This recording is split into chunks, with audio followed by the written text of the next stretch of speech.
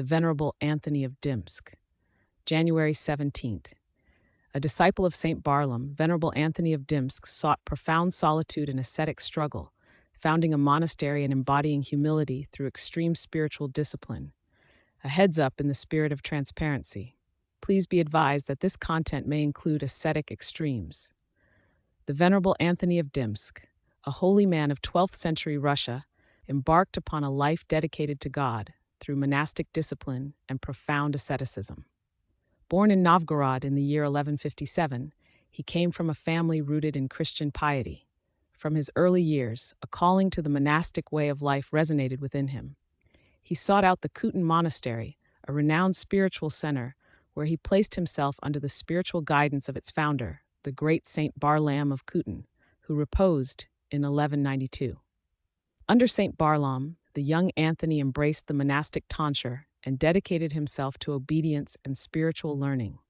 He served his elder with devotion, absorbing the teachings and practices of the Desert Fathers, which Saint Barlaam himself embodied. This period of discipleship laid a firm foundation for Anthony's future spiritual struggles and his path towards holiness.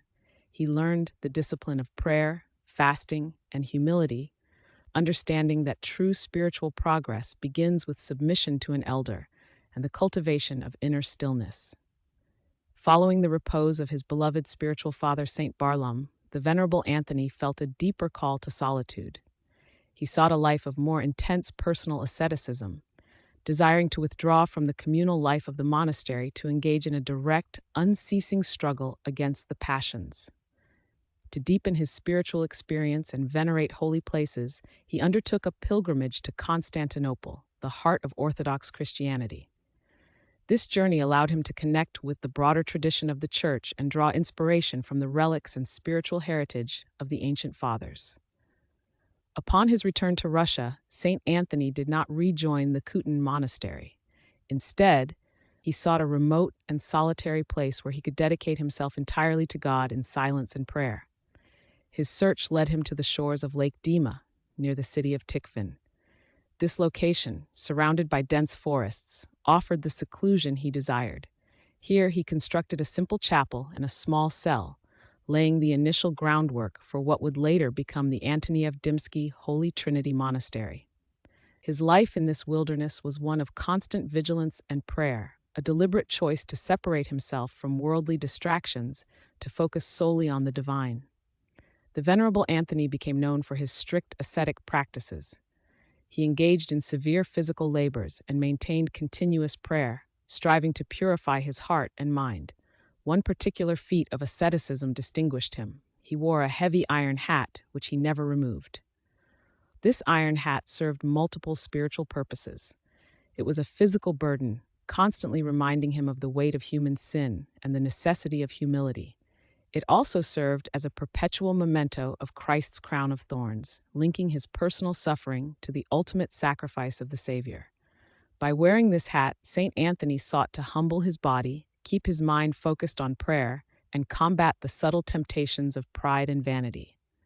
This deliberate self-mortification was not an end in itself, but a means to achieve greater spiritual freedom and unceasing communion with God. Through such practices, he demonstrated a profound understanding of the Orthodox ascetical tradition, which teaches that the body, when disciplined, becomes a willing instrument for the Spirit's ascent. Over time, the spiritual light emanating from Saint Anthony's solitary struggles drew others to him. Monks seeking spiritual guidance and a life of asceticism gathered around his hermitage, forming a nascent community. He became a spiritual father to these disciples, sharing with them the wisdom he had gained through his own intense struggles and his years under Saint Barlaam. He guided them in prayer, fasting, and the cultivation of inner peace, establishing a monastic rule based on the principles of humility and dedication to God. The Venerable Anthony of Dymsk reposed peacefully in the Lord in the year 1224. He was buried within the monastery he had founded, leaving behind a legacy of fervent asceticism and spiritual fatherhood. His memory was cherished by the monastic community and the faithful. More than a century after his repose, in the year 1330, a significant event occurred.